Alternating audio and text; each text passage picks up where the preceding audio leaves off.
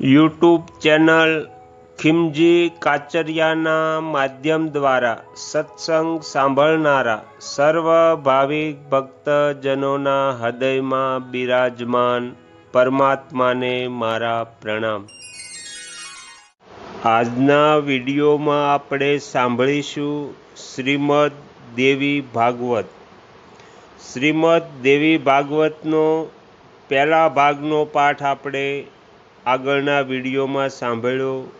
આજે આપણે બીજો ભાગ સાંભળીશું। શૌનકજી કહે છે, હે પુરુષ શ્રેષ્ઠ સુતજી, આ ત્રિગુણાત્મક સંસારમાં કાલચક્રની પ્રેરણાથી હંમેશા જન્મ મૃત્યુના ચક્કરમાં ફસાયેલા મનુષ્યોને જ્ઞાન થયા વિના ક્યારેય મુક્તિ મળતી નથી। તેથી આ પરમ પાવન દેવી ભાગવતની કથા કહેવાની કૃપા કરો। સુતજી કહે છે, શ્રીમદ દેવી ભાગવત અત્યંત પવિત્ર અને વેદમાન્ય પુરાણ છે। ભગવતી જગદંબિકાના સુકોમળ ચરણ કમળોને પ્રણામ કરીને આજે હું વિસ્તારથી આ પુરાણ કથાનો પ્રારંભ કરી રહ્યો છું। શ્રીમદ દેવી ભાગવત સૌથી ઉત્તમ અને પવિત્ર પુરાણ માનવામાં આવે છે। આમાં 18,000 શ્લોકો છે। આ પુરાણની રચના સંસ્કૃત ભાષામાં થઈ છે। ભગવાન વેદવ્યાસજીએ 12 સ્કંધોમાં તેનું સુંદર રીતે સજાવ્યું છે। ઋષિઓ પૂછે છે, હે મહાભાગ સુતજી, પુરાણોની રચના કરનાર જે વ્યાસદેવ થઈ ચૂક્યા છે તેમનો પરિચય આપવાની કૃપા કરો। સુતજી કહે છે, આ કૃષ્ણ દ્વૈપાયન વ્યાસજીના મુખારવિંદથી શ્રીમદ દેવી ભાગવત સાંભળવાનો સુયોગ મને મળી ચૂક્યો છે। મુનિવરો, શ્રીમદ દેવી ભાગવત સ્વર્ગના કલ્પવૃક્ષનું સારી રીતે પાકેલું ફળ છે। ઋષિઓ પૂછે છે, હે મહામતે, આપે કહ્યું છે કે શુકદેવજી અયોનિજ છે, અરણ્યથી તેમનું પ્રાગટ્ય થયું છે। આ જાણીને અમને ખૂબ આશ્ચર્ય થઈ રહ્યું છે। તેથી અમારા પ્રશ્નોનું સમાધાન કરવાની કૃપા કરો। સુતજી કહે છે, પ્રાચીન સમયમાં સત્યવતીના પુત્ર વ્યાસજી સરસ્વતી નદીને કિનારે બેઠા હતા। તેમના આશ્રમમાં 2 ગૌરૈયા પક્ષી હતા। તે પક્ષીઓને જોઈને તેઓ આશ્ચર્યમાં પડી ગયા। તેમણે જોયું કે પક્ષી તેમના માળામાં હતા। તેમનું એક સુંદર બચ્ચું હમણાં જ ઈંડામાંથી બહાર નીકળ્યું હતું। બંને પક્ષી તે બચ્ચાના મુખને પ્રેમપૂર્વક ચૂમ્યા કરતા હતા।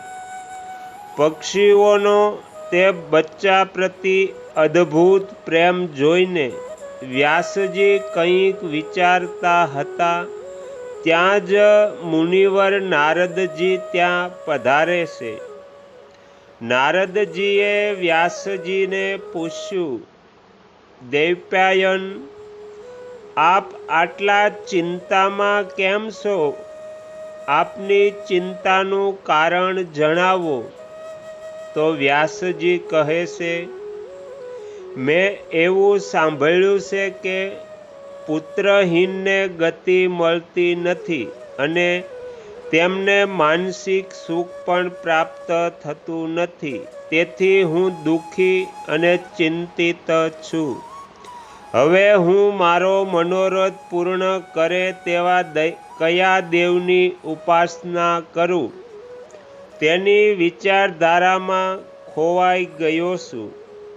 સૂતજી કહે છે, વ્યાસજીના આ પ્રશ્નથી મહાત્મા નારદજી અત્યંત પ્રેમપૂર્વક કહે છે, જો તમારો પુરુષાર્થ સિદ્ધ કરવો હોય તો ભગવતીના ચરણ કમળને તમારા હૃદયમાં ધારણ કરો.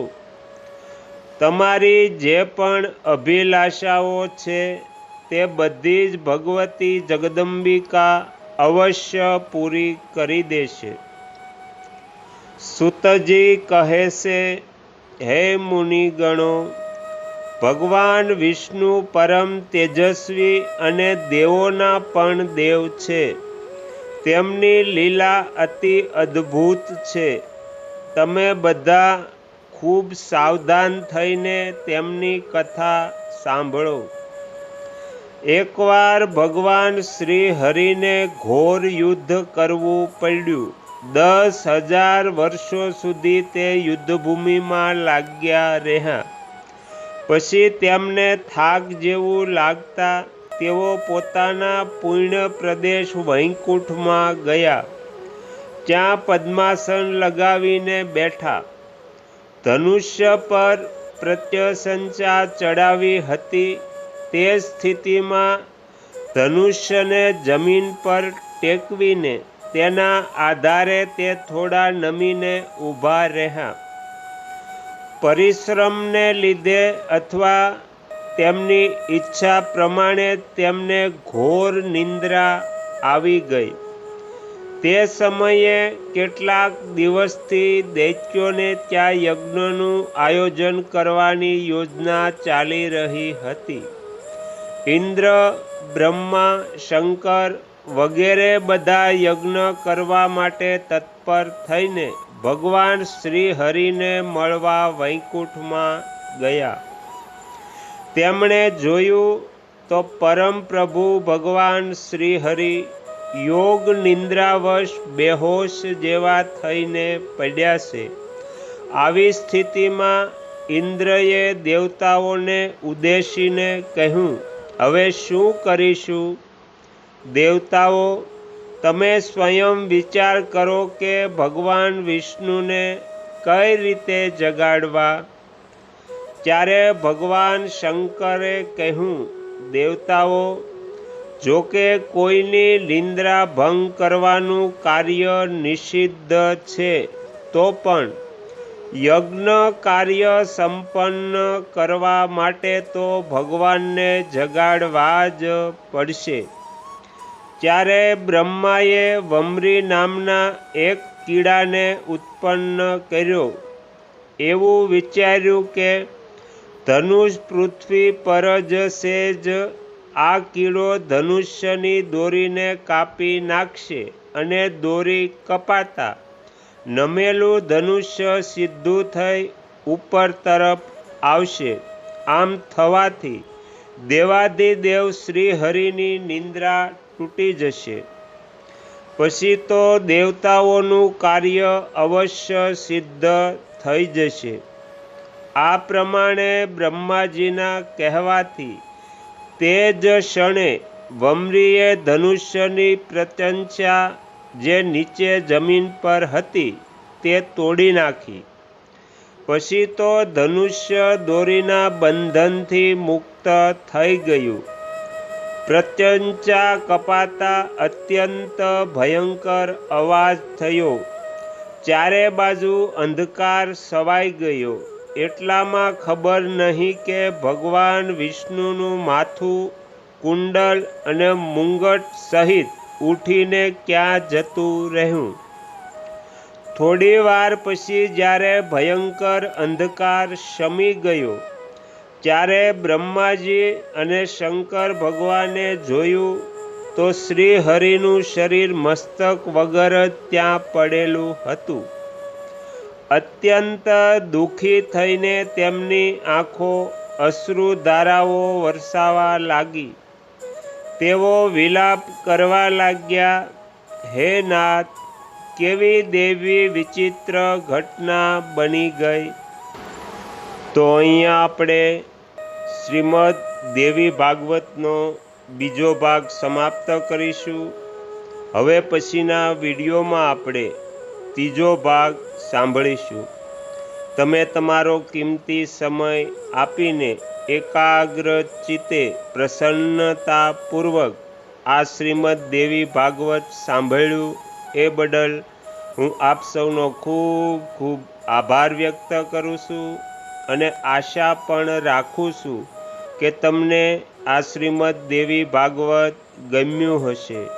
જો ગમ્યું હોય તો બીજા 5 લોકોને પણ સંભળાવજો.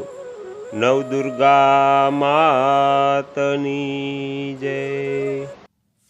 આગળના વિડીયો જોવા માટે આ ચેનલને સબસ્ક્રાઈબ કરો અને જો આ વિડીયો પસંદ આવ્યો હોય તો લાઈક કરો.